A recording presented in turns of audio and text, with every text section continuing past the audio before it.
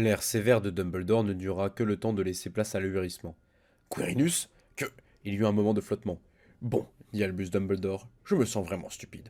J'espère bien, répondit immédiatement le professeur Quirrell. S'il avait été surpris de se faire avoir, il le cachait. D'un geste nonchalant, il retrouva ses robes de professeur. Dumbledore eut de nouveau l'air sévère, cette fois beaucoup plus. Et dire que je me promène à la recherche de ce qui reste de Voldemort sans jamais me rendre compte que le professeur de défense de Poudlard est une victime malade à moitié morte possédée par un esprit bien plus puissant que lui. Si tant d'autres n'étaient pas passés à côté, je me serais déclaré sénile. Vous feriez bien, dit le professeur Quirrell. Il leva les sourcils. Vraiment, si je suis difficile à reconnaître sans les yeux rouges lumineux. Oh, absolument, dit le professeur Albus Dumbledore d'un ton monocorde. Tu as joué ton rôle parfaitement. Je m'avoue entièrement dupé. Quirinus Quirrell avait l'air. Comment dit-on déjà? Oui, voilà, il avait l'air sain d'esprit. Le professeur Quirrell gloussa. On aurait pu jurer que les deux hommes avaient une conversation anodine. Je n'ai jamais été fou, tu sais. Lord Voldemort n'était qu'un jeu de plus, tout comme le professeur Quirrell. Albus Dumbledore n'avait pas l'air d'apprécier cette petite conversation. Je me doutais bien que tu pourrais dire cela. Je suis désolé de devoir te le dire, Tom, mais toute personne capable de jouer le rôle de Voldemort est Voldemort.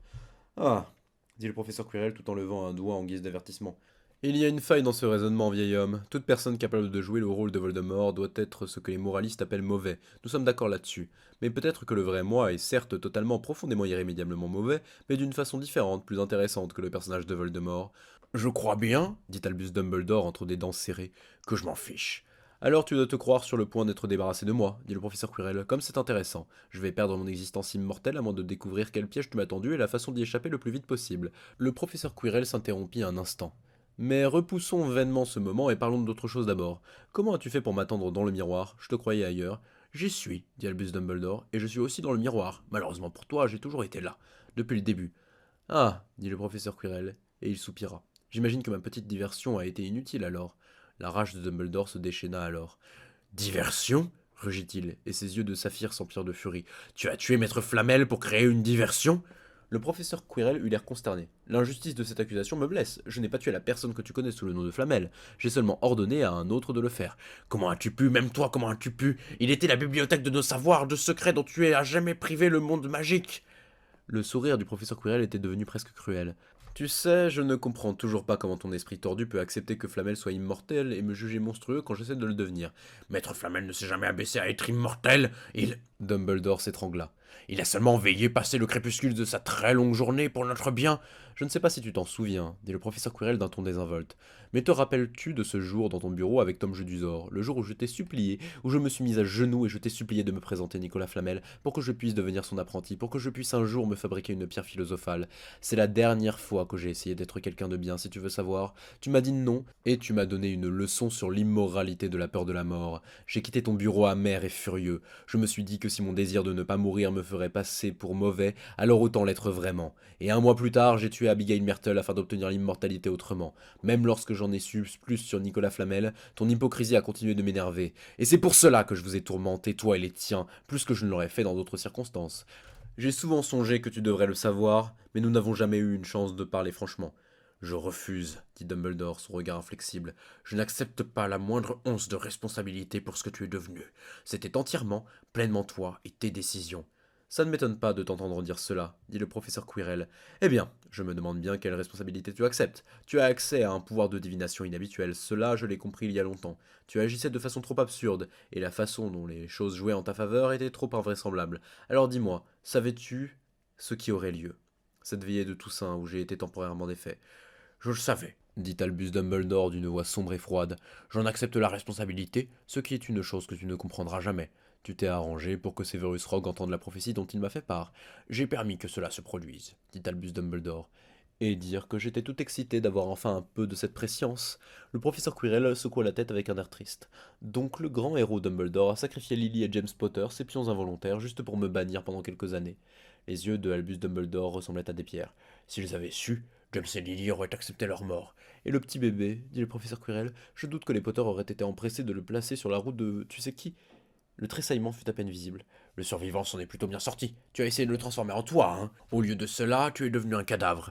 Et Harry Potter est devenu le sorcier que tu aurais dû être. Un peu de Dumbledore était réapparu derrière les lunettes en croissant de lune, un peu du pétillement de ses yeux. Tout le génie glacé de Tom Jedusor, dompté par la chaleur de l'amour de James et Lily. Je me demande ce que tu as ressenti, en voyant ce que Tom Jedusor aurait pu devenir s'il avait grandi dans une famille aimante. Les lèvres du professeur Quirrell se tordirent. J'ai été surpris et même choqué lorsque j'ai découvert les profondeurs abyssales de la naïveté de Monsieur Potter.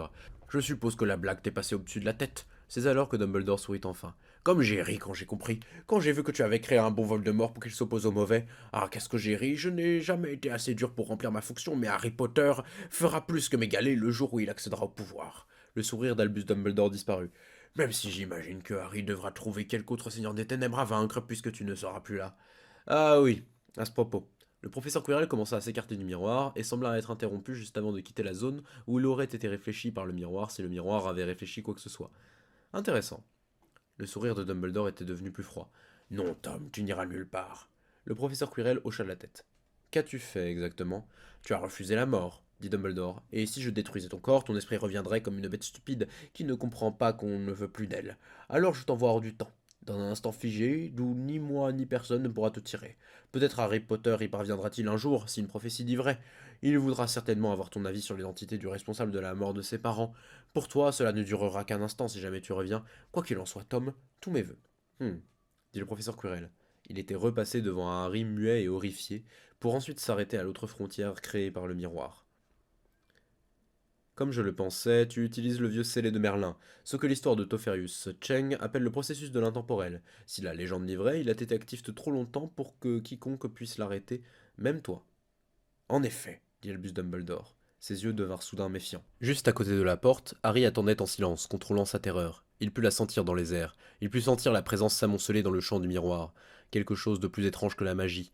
Tout chez elle incompréhensible, hormis son étrangeté et la certitude de son pouvoir. Elle était venue lentement mais sûrement. Et à présent, elle grandissait plus vite. Tu pourrais encore inverser les faits, si le témoignage de Chang est véridique, dit le professeur Quirrell. Selon les légendes, la plupart des pouvoirs du miroir marchent dans les deux sens. Tu pourrais donc bannir ce qui est de l'autre côté du miroir, t'envoyer toi-même dans cet instant figé, si tu le voulais bien sûr. Et pourquoi est-ce que je ferais ça dit Albus Dumbledore d'une voix tendue. J'imagine que tu vas me dire que tu as des otages. C'est inutile, Tom, sombre idiot. Tu aurais dû savoir que je ne te donnerais rien en échange des otages que tu as pris. Tu as toujours eu un temps de retard, dit le professeur Quirrell. Permets-moi de te présenter mon otage.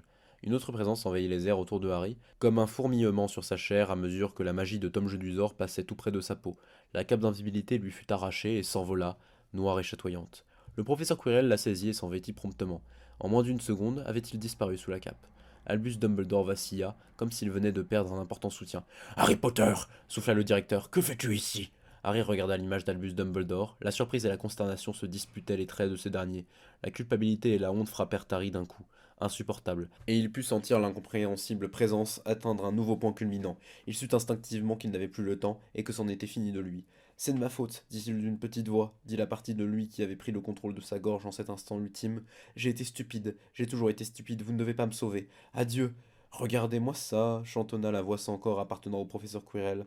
On dirait bien que je n'ai plus de reflet. Non, dit Albus Dumbledore, non, non, non. Une longue baguette grise sombre jaillit d'une manche de Albus Dumbledore et fut saisie par sa main. Dans l'autre, comme surgi de nulle part, apparut un court bâton de pierre sombre. Albus Dumbledore les jeta violemment de côté, au moment même où la sensation du pouvoir atteignait une intensité insupportable et disparaissait soudain.